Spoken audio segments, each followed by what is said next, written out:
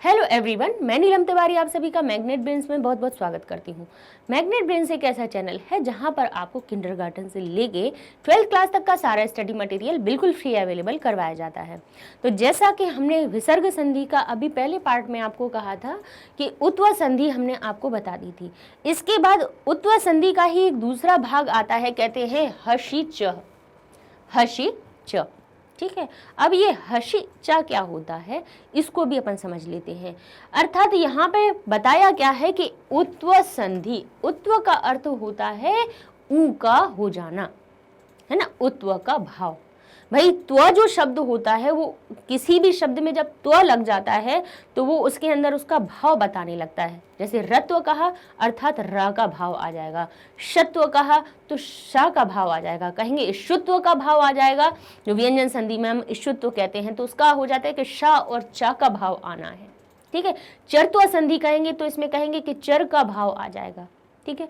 तो जहां पे भी त्व, जिस अक्षर में त्व लग जाता है तो वो कहता है कि उत्व कहता है कि ऊ का भाव होना है। कहां पर? बोले विसर्ग संधि में, विसर्ग स्थानी उत्व भाव आ जाता है, ठीक है, कि उत्व के स्थान पे क्या हो जाता है हमारा। और अब आपने ये भी देखा कि उत्व संधि में ऊ की मात्रा बनती है, लेकिन ऊ की मात्रा फिर क्या होती है हमारी ओ में भी परिवर्तित हो जाती है। क्यों? क्योंकि आगे आने वाला उसका वर्ण आ होता है ना। विसर्ग के पहले जब आ होता है तभी वो ऊ की मात्रा में बदलता है, तभी आ और ऊ मिलके ओ में बदलते हैं, ठीक है। ये तो हमने उत्व में पढ़ लिया। तो अब हम क्या करने वाले हैं, कहते हैं हशी चा। हशी चा में वो क्या कहने वाले हैं तो उसके लिए पहले हम देखेंगे अपने माहेश्वर सूत्र पर, ठीक है। क्या जाएंगे? माहेश्वर सूत्र पर आ जाएंगे। तो माहेश्वर सूत्र क्या कह रहे हैं कि हशी, क्या कह रहे हैं? हशी। तो अब यहां से देख लीजिए तो ह से लेके कहां तक? चा शा तक की बात कह रहे हैं। ह शी, क्या कह रहे हैं? ह और शी। अर्थात अब इसके अंदर आने वाले, जैसे खर में हमने देखा था, खर के अंदर हमारे कौन कौन आ गए थे? जब खर प्रत्याहार की बात हुई थी तब उसके अंदर कौन कौन से आ गए थे? ये वर्ग के पहले अक्षर, वर्ग के दूसरे अक्षर और तीनों स, यही आ गए थे, ये आए थे। अब हमारा एक प्रत्याहार आता है, कह रहे हैं हशी, यानी हश, ह से लेके शा तक। हशी चा यानी हशी में भी उत्व संधि होती है। तो भाई हश शब्द, हश प्रत्याहार के अंदर कौन कौन से वर्ण आते हैं? कहते हैं हय वरट, यानी य र व ल, हय वरट लण, फिर हमारे कहेंगे पंचम पांचों अक्षर और कहेंगे झबय घटधश, झबय घटदश, ये सब हमारे आएंगे हश के अंदर। अब हश के अंदर आ रहे हैं और जबग, जब गड दश ये भी आते हैं, ठीक है। अब आप कहोगे ये तो बहुत कुछ कठिन हो गया, तो भाई सरल बना देते हैं। सरल ये बना देते हैं कि हश समझ लीजिए कि पहले दूसरे चले गए खर में, तो हश में हमारे बता तीसरा, चौथा और पांचवा अक्षर। जब श स तीनों यहाँ पे चले गए तो बचे कौन से? बोले य र ल व, य र ल व, श खर में पहुंच गए तो यहाँ बचे हमारे कौन से? बोले यहाँ बचा हमारा य र ल व श और ह बचा था, तो ह को हम यहाँ पे लिया है, ठीक।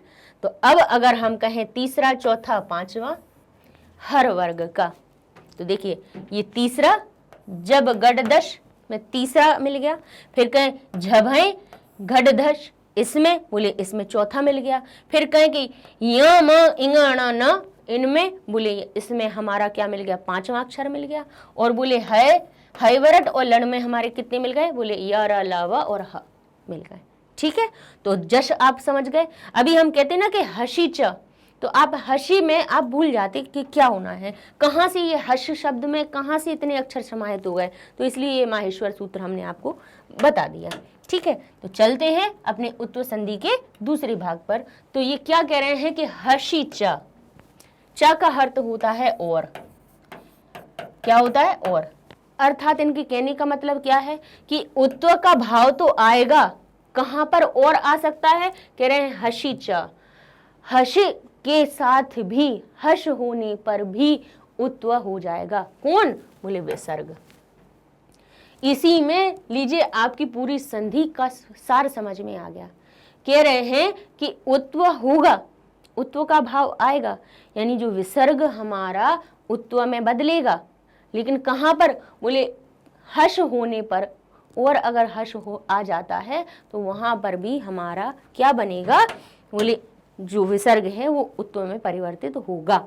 ठीक है, अर्थात अभी जब हमने उत्व संधि का पहला नियम पढ़ा था उसमें हमने पढ़ा था कि आगे पीछे, आगे अ पीछे अ, तो हमारा ये जो विसर्ग है वो बन जाता है उ, और ये अ ऐसा ही रहता है, लेकिन जब ये अ और उ एक साथ में मिलते हैं तो बन जाता है उ। ठीक है, और आगे आने वाला जो अ होता है वो पूर्व रूप संधि के नियम से अवग्रह में बदल जाता है। ये हमने उत्व का पहला भाग पढ़ा था, जिसमें अ दोनों तरफ स्वर आ रहे थे। लेकिन अब ये उत्व संधि में कह रहे हैं कि हर्षिचा, हर्ष होने पर भी, हर्ष के होने पर भी आपका जो विसर्ग है वो उ में परिवर्तित होगा।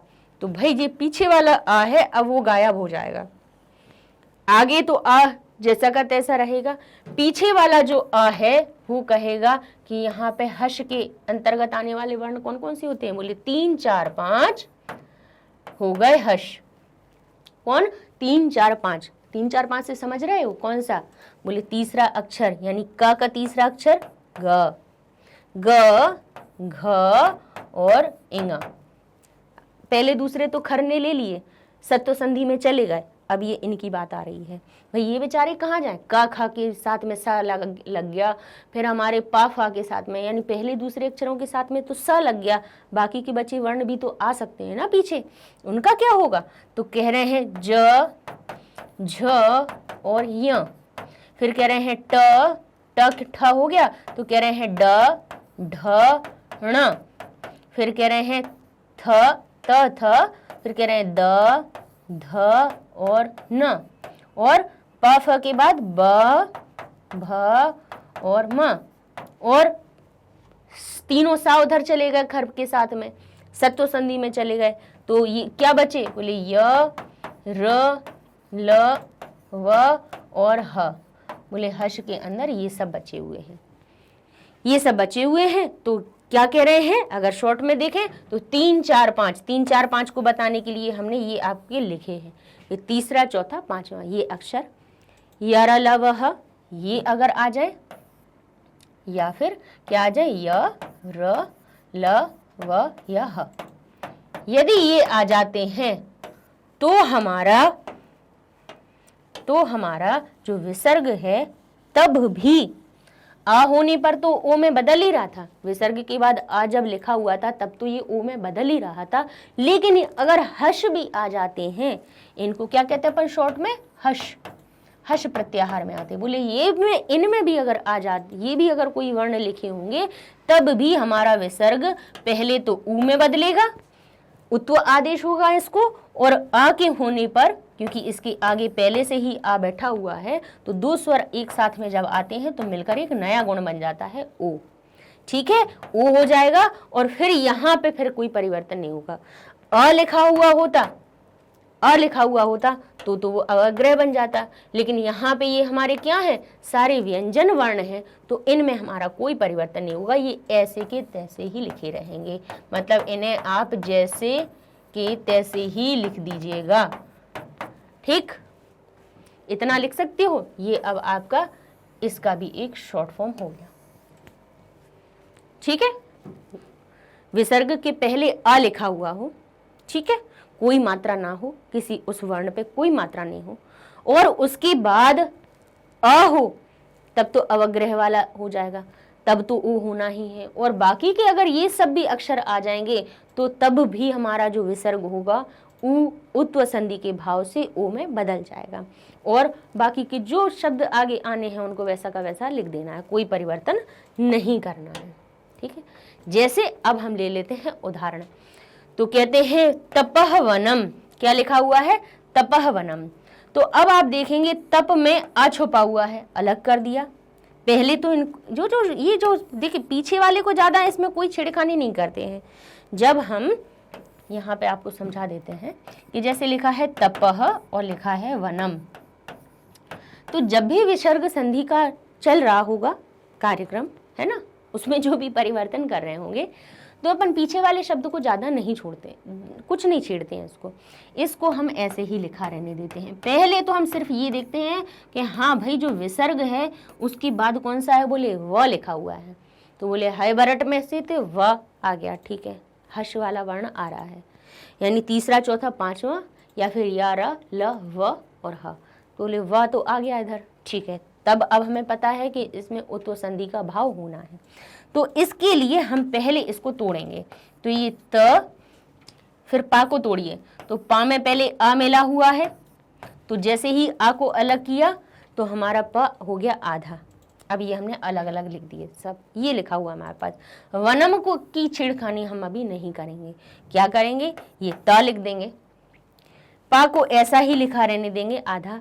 अब हम इस आ को पहले क्या होगा, बोले रू आदेश होगा, रू के बाद ऊ आदेश होगा, तो अपन रू वाला स्टेप छोड़ देते हैं, सीधा अपन कह देंगे कि ऊ आदेश हो जाएगा, ऊ आदेश हो जाएगा। वनम को वैसा का वैसा ही लिखा रहने दीजिए, तप को इधर लिखा रहने दीजिए। परिवर्तन ये चल रहा है यहाँ पे, क्योंकि दो स्वर अब इकट्ठे हो गए, है ना, ये दोनों भाई भाई हैं, तो अब ये दोनों साथ में आ जाएंगे। अ और ऊ के मेल से क्या बन जाएगी, हमारी ओ की मात्रा बन जाएगी, और वनम हम वैसा ही लिख देंगे। अब व्यंजन कहेगा भाई, तो आप लोगों का मैटर जो अगर हो गया है तो भाई अब हमसे जुड़ के हमारा पूरा कर दो, है ना। ये जो प आधा बचा हुआ है व्यंजन, उसके बाद स्वर लिखा हुआ है, तो क्या होता है, वो स्वर जाके उस व्यंजन में जुड़ जाता है। तो ये त हो गया, पा को ओ की मात्रा में लगा दिया तो ये हो गया पो, और बाकी बात का हो गया वनम, तो तपह वनम हमारा बना तपो वनम। ये तो इसका पूरा विस्तार में बता दिया। शॉर्टकट क्या है, शॉर्ट ये देख लीजिए, लिखा है तपह वनम, विसर्ग के बाद पहले आ है, पीछे व है, तो विसर्ग को ओ की मात्रा बना दो और वनम को वैसा का वैसा लिख दो। लीजिए, ये शॉर्टकट हो गया, ठीक है, ये शॉर्ट भी हो गया अपना। कौन कौन से देखने हैं, य र ल व, या फिर कोई भी तीसरे अक्षर, बोले ग घ इंगा, फिर कहेंगे ज झ य, फिर कहेंगे ड ढ ण, फिर कहेंगे ता के बाद द ध न, और कहेंगे हम ब भ म। ये हमारे 3 4 5, कौन से, बोले 3 4 5, या फिर य र ल व ह, ये होंगे, तब भी ओ की मात्रा लगेगी। ओ की मात्रा 2 जगह लगती है, यानी उत्व का भाव 2 जगह पे होता है। विसर्ग के पहले और बाद में आ होने पर तो होता ही है, और हशीचा यानी हश होने पर भी उत्व का भाव उसमें आ जाता है, ठीक है। ऐसे ही देखा, मनहरथ रा लिखा हुआ है विसर्ग के बाद, तो हमारी क्या बनेगी, बोले विसर्ग बन जाएगी ओ की मात्रा, तो हम कह देंगे मनोरथ, ये शॉर्ट फॉर्म हो गया। कहा बालह गच्छति, तो ग लिखा हुआ है, तीसरा अक्षर है, तो विसर्ग क्या बना, ओ की मात्रा बना, बोले बालो गच्छति हो गया। अब आप कहोगे बालो गच्छति शब्द को हमने मिलाया क्यों नहीं, तो भाई हमने इसलिए नहीं मिलाया क्योंकि एक है इसमें संज्ञा और दूसरी है इसकी क्रिया, क्रिया नहीं जुड़ती है आगे। क्रिया में उपसर्ग जुड़ सकता है, प्रत्यय जुड़ सकता है, लेकिन क्रिया हमारी संज्ञा या सर्वनाम में नहीं जुड़ती है, इसीलिए परिवर्तन तो होगा, क्योंकि भाई विसर्ग के बाद हमारा गच्छति शब्द लिखा हुआ है, तो परिवर्तन तो होगा इसमें।